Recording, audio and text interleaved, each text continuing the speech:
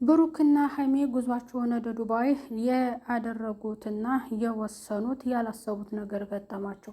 በህይወቴ ያትረብሸኝም ወደ መጣችበት ወደ ቤተሰቦቿና ወደ ሀገሯ ወደ ቡታጅራ ሸኝቻታለሁ ያለው ብሩክና እዚህ እየመጣች እየረበሸችን ስለሆነ እኔና አንቺ ደግሞ ከእንግዲህ በኋላ ሰላማዊ ህይወት ነው የምንኖረው ብሎ ለሀይሚ ነግሯት ትኬት እንደቆረጠና መሄድ እንዳለባቸው ነግሯት ነበረ። በዚህ ሀሳብ ደግሞ ድንገት ስለሆነ ሀይሚ ቅር ብሏት ነበር። ግን ሌላ ነገር ተፈጠረ። ጭራሽ ሰላማዊ ህይወት እኖራለሁ ብሎ ነበረ ብሩክ እያሰበው፣ ግን ያላሰበው ነገር ተፈጠረ። በሁለቱም ወደ ሀይሚ መመለሱ እና ጭራሽ ወደ ራሳቸው ህይወት ለሁለቱም አንድ ጋር ለመሆንና ስለ ወደፊት ስለ ትዳራቸው ለማሰብ ያሰቡትን ብዙ ለመነጋገር እና ላይፋቸውን ለመቅጨት ወደ ዱባይ ያደረጉትን እንደዛ መሆን የለበትም። እኔ ነፍሰ ጡር ሆኜ የልጄ አባት ነው አይደለ እከሰዋለሁ። እኔ በፍቅርና በሰላም ቢገባው ብዬ ነው እንጂ አልምረውም ማለች እዩ። ተነስቶባታል። እዩ ብሩኬን እከሰዋለች ከሀይሚ ጋር በጭራሽ መሆንና እሺ ይሄድ ግን እንዴት እኔ ገና ያረገዝኩትን ልጅ እንኳን ሳልወልደው በእኔ ላይ እንዴት ደስታቸውን ያጣጥማሉ ብላ በጣም ተናዳ ወደ ፍርድ ቤት ሄዳ ክሷን መስርታበታለች። ሰላም ጤና ይስጥልኝ ውድ እየተከበራችሁ ቻናል ተከታዮች ቤተሰብ በሙሉ በያላችሁበት ዓለም ዳርቻ ሰላማችሁ ይብዛ። ለቻናሉ አዲስ የሆናችሁ ሰብስክራይብ ያደረጋችሁ ቪዲዮውን ላይክ እና ሼር በማድረግ እስከ መጨረሻው ተከታተሉት። ብሩክና ሀይሚ ያላሰቡት ነገር ገጠማቸው። ወደ ዱባይ እያደረጉት ጉዟቸውን እንደገና ደግሞ በደስታ ለማጣጣም የፈለጉት በቪዲዮ ማንም እንዳይን አንፈልግም፣ ብቻ በፍቅር ክንፍ ብለን ስለ ሰርጋችን ተመካክረን ሰርጋችን መቼ መሆን እንዳለበት ያንን ደግሞ ለተመልካች ማሳወቅ አለብን፣ ግን ጊዜያችንን ማሳለፍ ያለብን በዱባይ ነው ተባብለው ተመካክረው ነበረ። ግን እዩ ደግሞ እኔ ነፍሰ ጡር ነኝ፣ ለእኔ እንዴት ህሊና አይጨነቅም? እንዴት ይጎዳኛል? እስከዛሬ ለእኔ ጊዜ አልሰጠኝም፣ የልጅ አባት ነው ብዬ አክብሬው ነው እንጂ እንደዚህ ገና እኔ ወልጄ ልጅን ሳላቅፈው እሱ ደስታውን ሊያጣጥምብኝ አይገባም። የልጅ አባት ስለሆነ ከሷለሁ ብላ እዩ በጣም ተናዳለች። ይሄ ነገር ደግሞ ለብሩክ እናት ሌላም ጥያቄ ፈጠረ። ልጄ ምን ነው እንዲህ አይነት ነገር መፈጠሩ? ደስታችሁን በዙ ብታጣጥሙ መልካም ነበረ። ለምን በይፋ ወጣና ተናገራችሁ?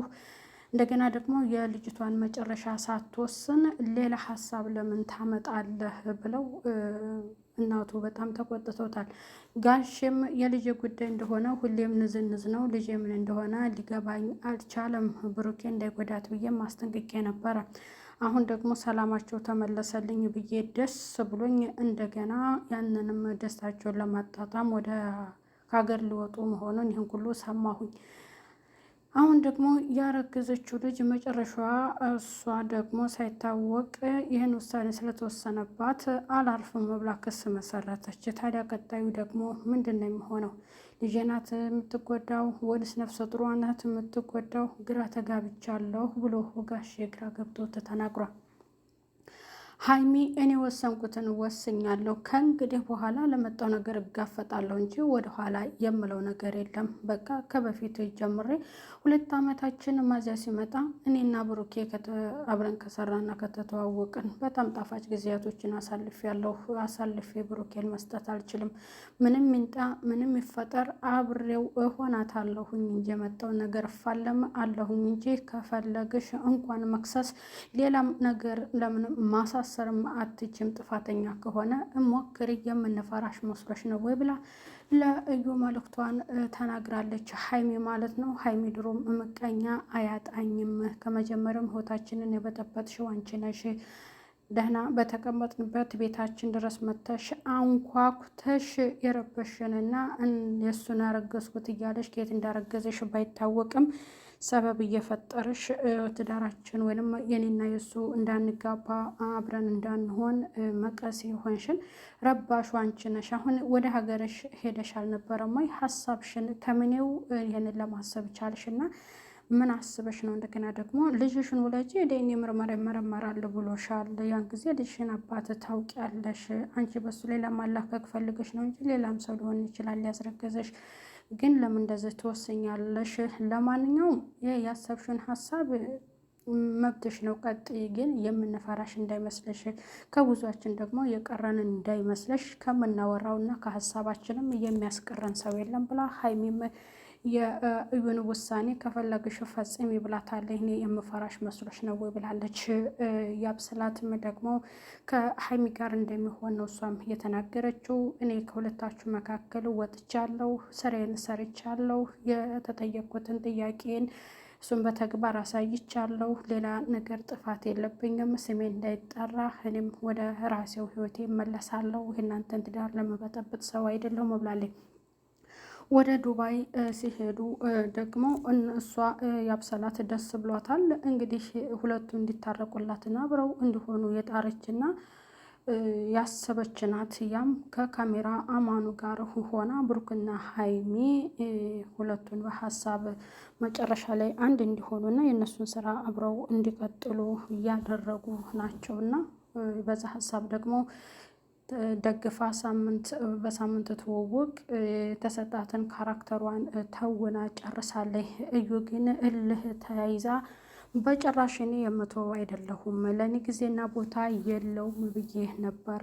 ጭራሽ በሌላ ላይ ደግሞ እንዴት ዱባይ ድረስ ሄደው ምን ሊያደርጉ ነው? በቃ ምን አስበው ነው? እኔ አውቃለሁ እንደሚወዳት እንደሚያፈቅራት፣ ግን ቢያንስ እኔ እስከምወልድ ድረስ እንኳን ለምን አይጠብቅም? ለምን እና አለቀውም ብላ ብሩኬን ለመክሰስ ይዛል። የብሩኬም ወንድም ደግሞ እሱም በጣም ተናዶ ወንድሜ ፈተና በዝቶበታል፣ ይጭቅጭቅ በሴቶች ብሏል። እሱም በመሄዱ ሂድ፣ የልብህን አንተ ታውቃለህ። ከሀይሚ ጋር እኔ እንድትለያይብኝ አልፈልግም። የእዩን ጉዳይ ደግሞ በምርመራ ማሳወቅ ነው የምትከስህን።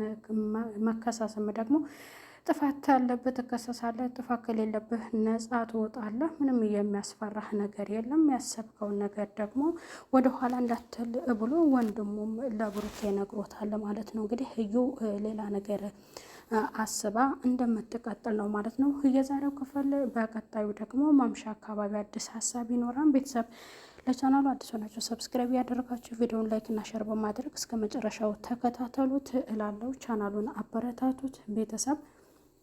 እንግዲህ ያብስላት ምን አስባ እንደዚህ ልትከስ እንዳሰበች፣ እንደገና ደግሞ ማንስ መክሯት ይሆን? እኔ ወደሱ ህይወት ለልጄ ብዬ ነው እንጂ አብሬህ ለመዝለቅ አይደለም ብላ ለብሩክ ነግረው ነበረ። ታዲያ በትላንት ከአንድ ቀን በፊት የነበረው ቪዲዮ ላይ እንደዛ ብለው በሰላም ሄዳ እንደገና ደግሞ አሁን ይህንን ሀሳብ ሲያመጣ ክሱን ምን አመጣው?